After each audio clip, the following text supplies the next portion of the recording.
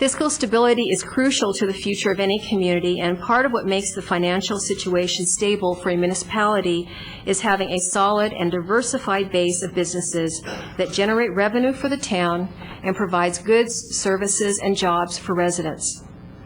That's why economic vitality is also on the list of priorities for the coming year. In many ways, Los Gatos is in an enviable position compared to other cities in our region. I can't tell you how many times I have run into people from different parts of the Bay Area who rave about downtown Los Gatos, and even a movie star over the weekend from Hollywood. And some of these folks are elected officials from other cities, too. We have what they wish for: a beautiful natural hillside setting, carefully preserved historic buildings, appealing independent stores and restaurants mixed in with a few national retail brands, and shoppers and diners strolling the sidewalk, enjoying it all. In the past few months, I've cut the red ribbon at the opening of 11 new businesses in town, and I've had meetings with a dozen or so other companies who want to grow their businesses here. And here's what I've learned. Despite the economy, businesses are bullish on Los Gatos because of its unique attribute. That's why every time a space opens in our downtown, the landlord starts to get calls immediately from potential new tenants. It's why some really interesting cutting-edge technology companies are selecting Los Gatos for their startup. And it's why long-established companies that are ready to expand look for ways to stay in town rather than to move to another city. We have a lot to offer businesses, and they have a lot to offer us.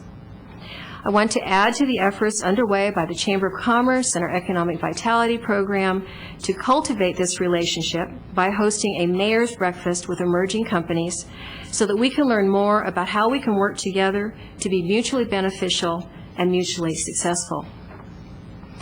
I've asked staff to begin to plan 2 other community gatherings this fall in support of our strategic priorities. One will bring together clergy and representatives of the many faith congregations in Los Gatos to talk about how we can cooperate to improve emergency preparedness in our community. Helping our residents become better prepared for the next earthquake or wildfire is a high priority for the coming year, and coordinating these efforts with our local faith congregations is an untapped resource. It's another way to connect with thousands of our residents. I recently had the opportunity to be part of a peer review of a new handbook being published by the California League of Cities on how to work more effectively with congregations.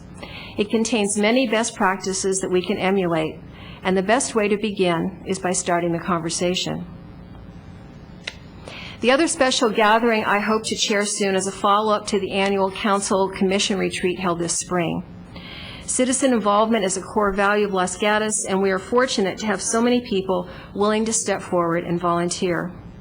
Among the most devoted of these volunteers are the individuals on our commissions and boards who spend hours and hours helping council identify and work through policy issues. They are our extra eyes and ears out in the community, and we count on them to do our jobs. At this year's annual retreat, I asked the chairs of all the commissions to come to the table with the council at the same time. The synergy that started to take place among them was exciting and promising. Never before had they had an opportunity to meet one another and learn more about what the other commissions and boards were doing.